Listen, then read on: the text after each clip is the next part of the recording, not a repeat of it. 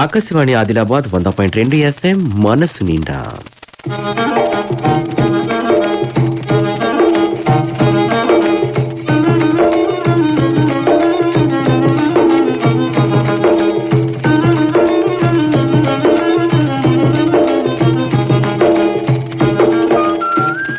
కిసాన్ వాణి కేంద్ర వ్యవసాయ రైతు సంక్షేమ మంత్రిత్వ శాఖ వారి ప్రాయోజిత కార్యక్రమం.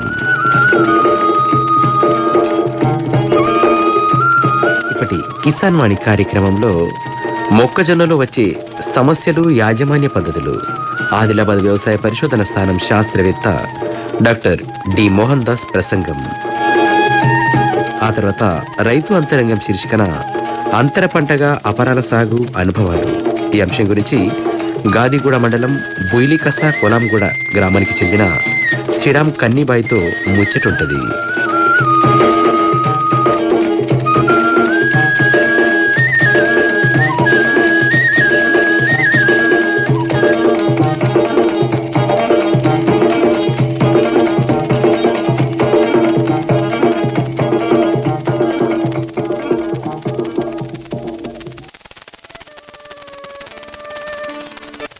వాతావరణ సూచన. ఉమ్మడి ఆదిలాబాద్ జిల్లాలో రాగల 2 రోజుల్లో ఆకాశం పాక్షికంగా మేఘావృతమై ఉంటుంది. గంటకు 40 కిలోమీటర్ల వేగంతో గాలులు వీస్తాయి. చాలా చోట్ల ఓ మోస్తారు నుంచి భారీ వర్షాలు కురిసే అవకాశం ఉంది. గాలిలో ఎక్కువ ఉష్ణోగ్రత 30 డిగ్రీల సెల్సియస్ గాను, తక్కువ ఉష్ణోగ్రత 18 డిగ్రీల సెల్సియస్ గాను నమోదు కావచ్చును. ఇంతకు మించి వాతావరణంలో చెప్పుకోదగ్గ మార్పులేమీ ఉండకపోవచ్చు. సర్వోత్తమ రైతు పురస్కారం లభించింది హరికి. హరి, మీ విజయ రహస్యం ఏమిటో చెప్పండి. రైతు మిత్రులారా, మీరు కూడా మీ పొలాల్లో అధిక పంటను పండించగలరు. అదెలా? ఎప్పుడు ఏ సమస్య వచ్చినా వెంటనే కలపండి ఈ నెంబరు 1800 ఇది ఎవరి number Babu? Kisan call centre the. అక్కడ విశేషజ్ఞులు మీ పొలం సమస్యలకు వెంటనే పరిష్కారం చెప్తారు. అదేంటయ్యా, విశేషజ్ఞులు అన్ని సమయాల్లోనూ దొరుకుతారా? తప్పకుండా దొరుకుతారు.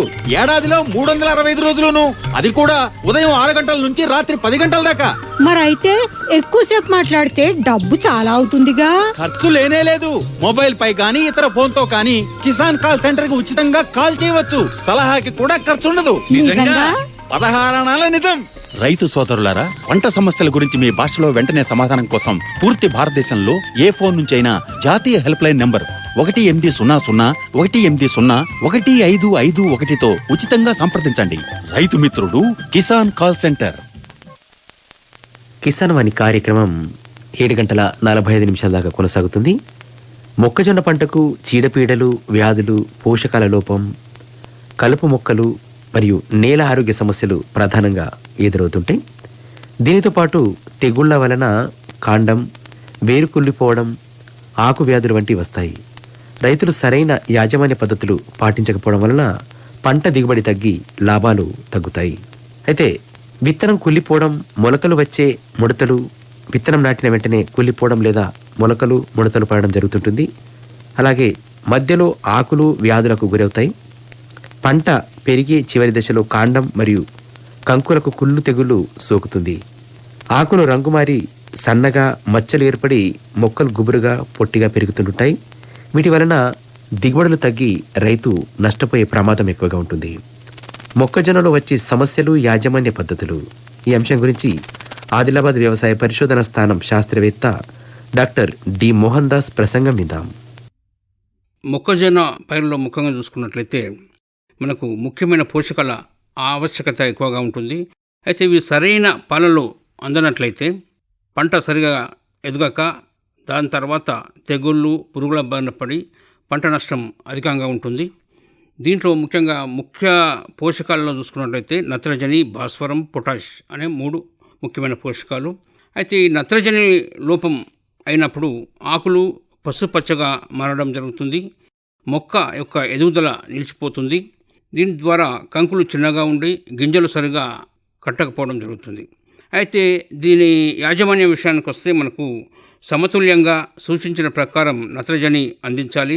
లోపించిన సందర్భంలో యూరియా రూపంలోనే చేనులో వేసుకోవాలి.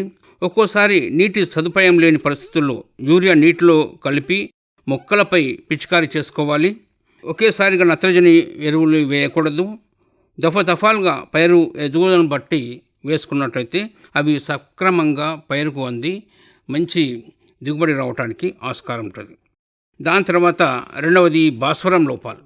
దీని యొక్క లక్షణాలను చూసుకున్నట్లయితే చిన్న మొక్కల ఆకులు ఎర్రబడి పండాకు రంగు అంటే మనకు ఉదా రంగుకు మారడం జరుగుతుంది. అయితే ఇది బరువైన నల్లరేగడి నేలల్లో ఈ లక్షణాలు మనకు ఎక్కువగా కనిపించడం జరుగుతుంది.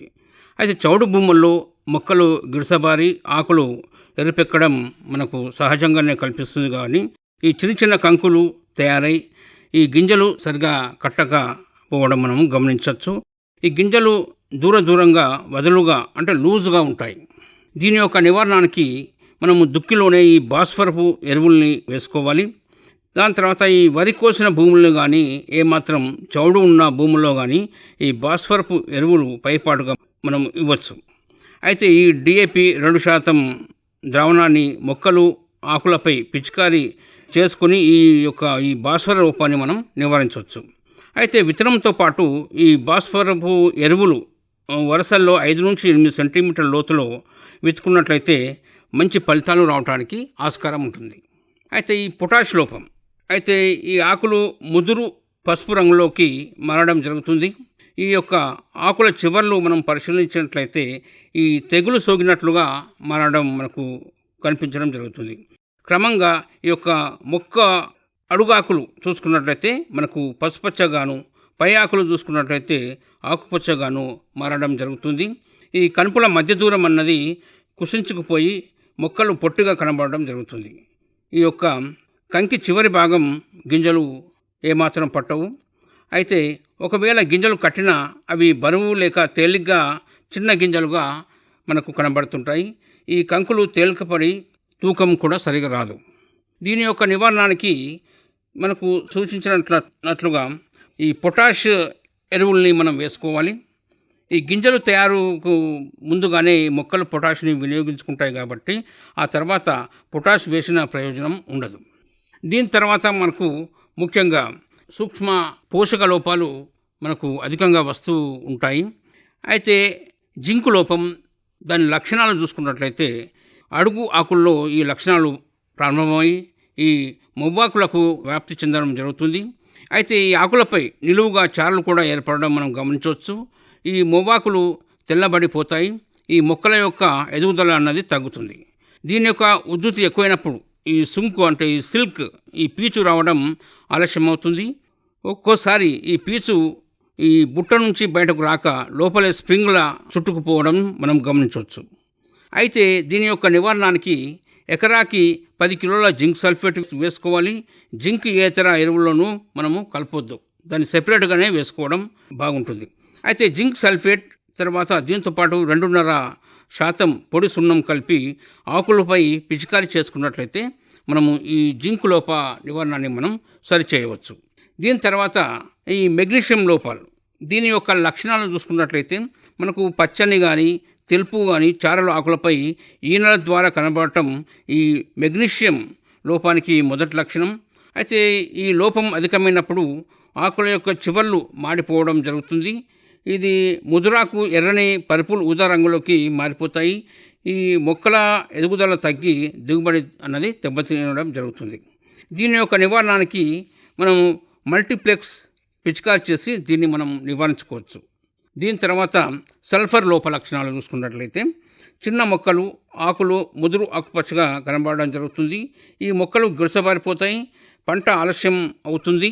దాని తర్వాత ఈ ఇనుపధాతు లోపాలు చూసుకున్నట్లయితే ఈ లేత మొవ్వాకులు లేత పసుపు రంగు లేదా లేత ఆకుపచ్చగా లేదా తెలుపుగా మారడం మనం గమనించవచ్చు.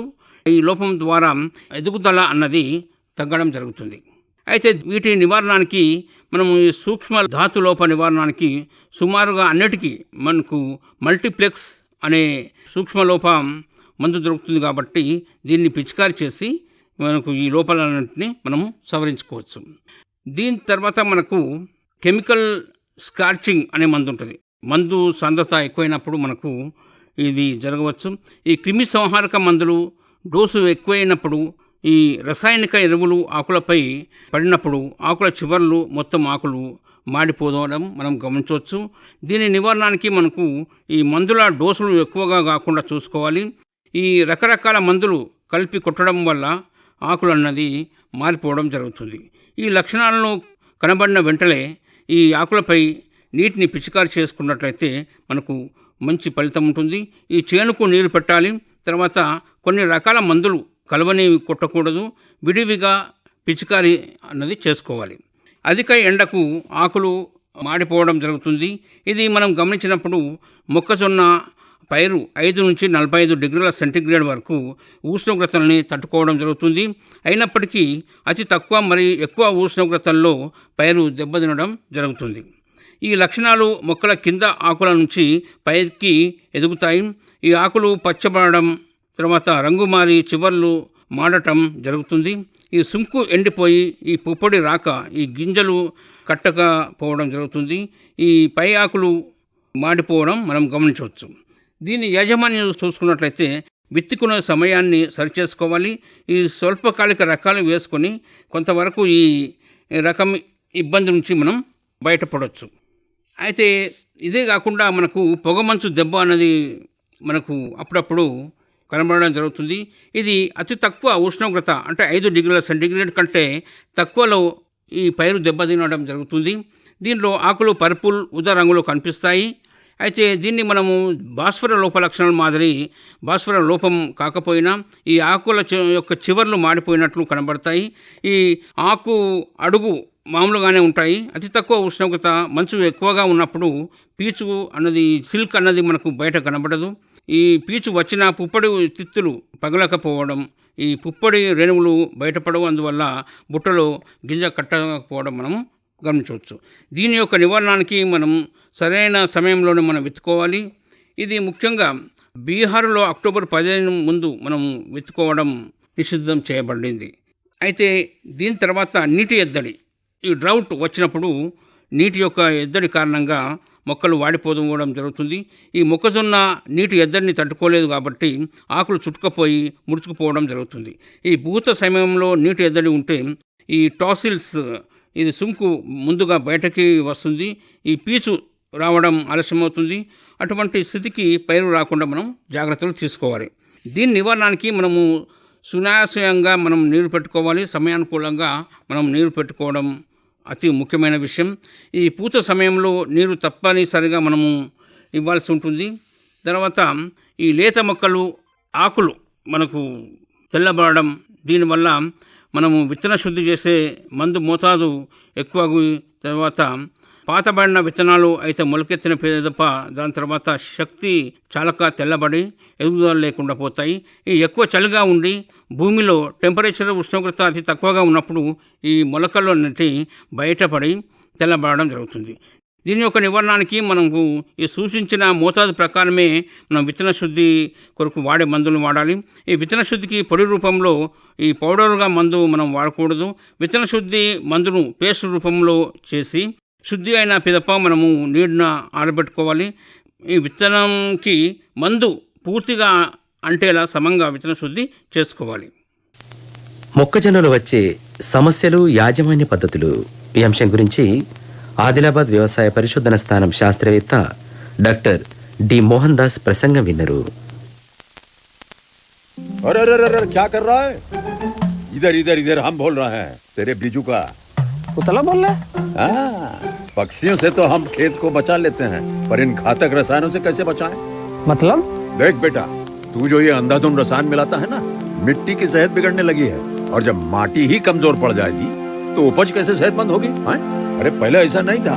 पूछना अपने बड़े बुजुर्गों से, कैसे फसल लहलहाती थी, शुद्धता झलकती थी। हाँ, माटी भी तंदुरुस्त और लोग भी। अरे पहली वाली बात कहाँ? पर अब तो सब यही डाले हैं। सब नहीं, आज भी लाखों जागरूक किसान परंपरागत विधि से फसल उगा रहे हैं। खर्चा कम और उपज की कीमत भी बेहतर पा रहे हैं। सच है? रे बेटे, एक्सपीरियंस से बता रहे हैं, धूप में बाल सफेद नहीं किए हैं। हाँ। ठीक है भाई, मैं भी आज से जैविक खेती शुरू करूंगा। माटी से प्रेम की परंपरा है परंपरागत खेती.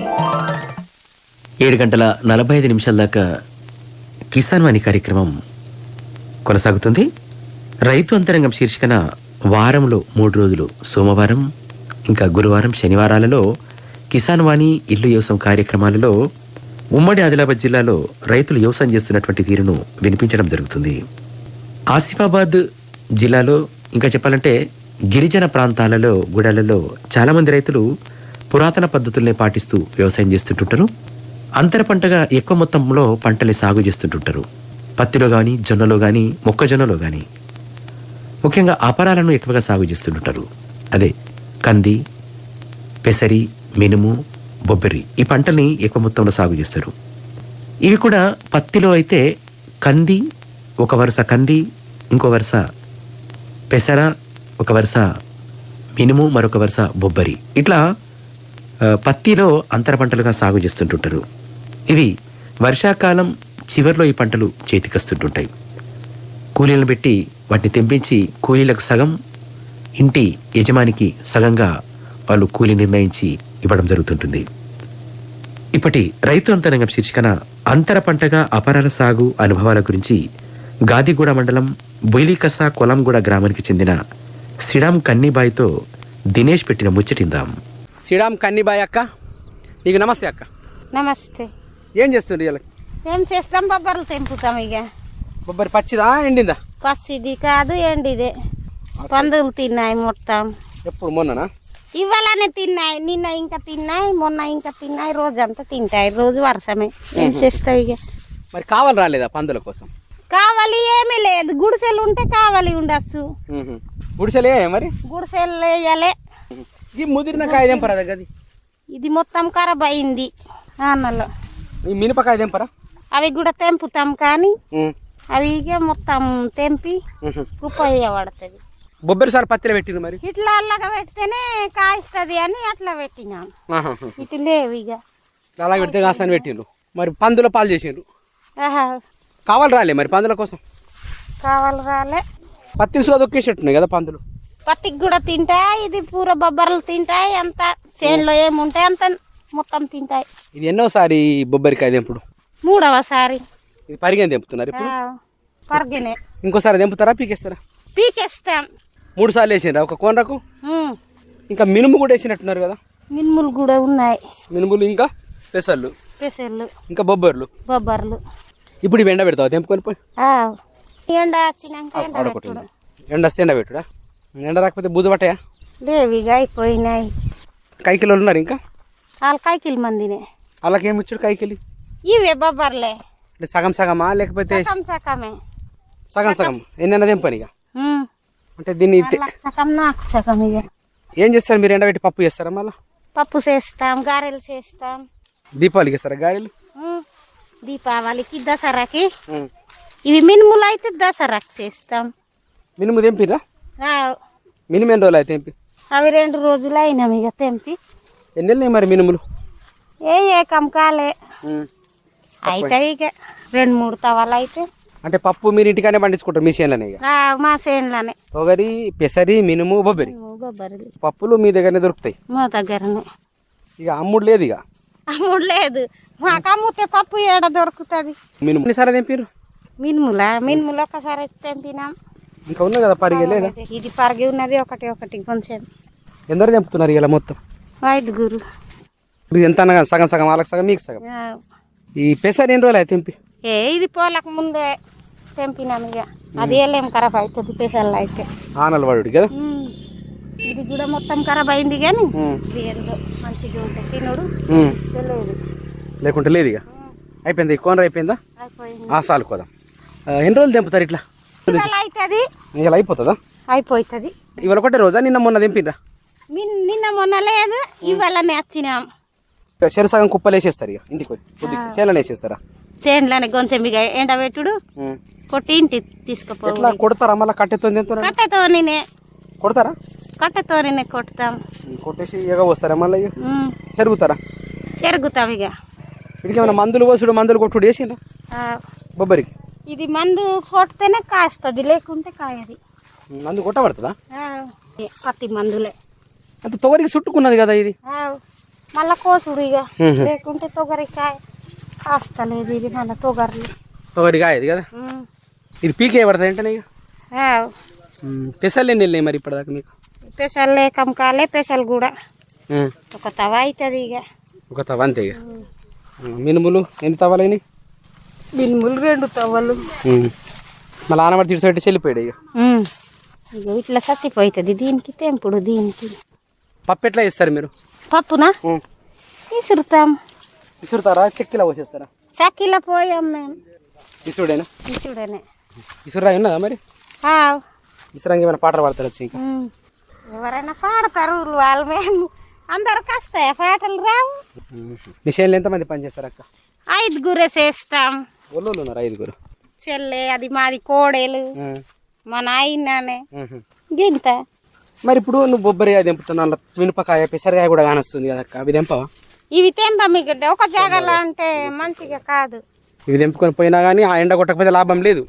లేదు, ఇప్పుడు ఎండ పెట్టుడే.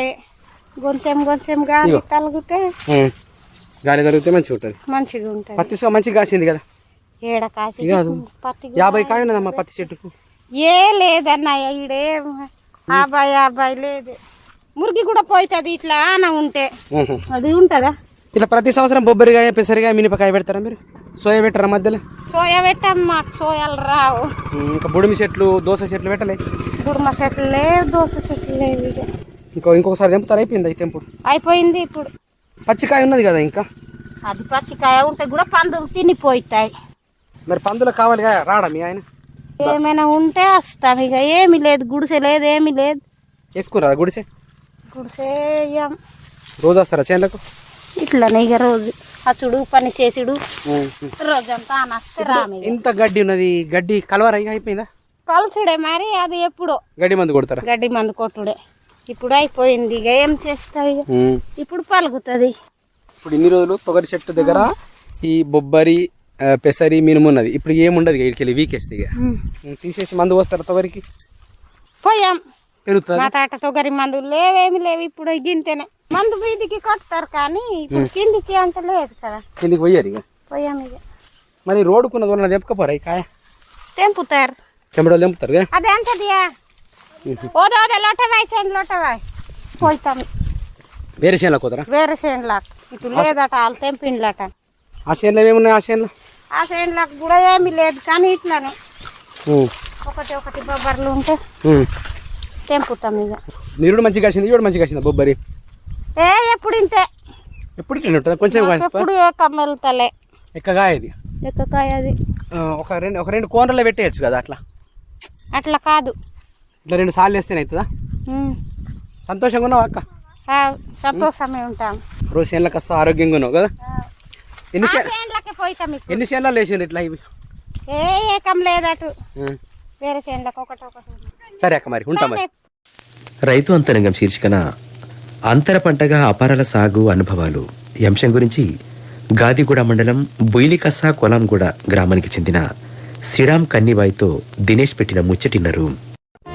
ఆకాశవాణి ఆదిలాబాద్ 100.2 FM మనస్సు నిండా.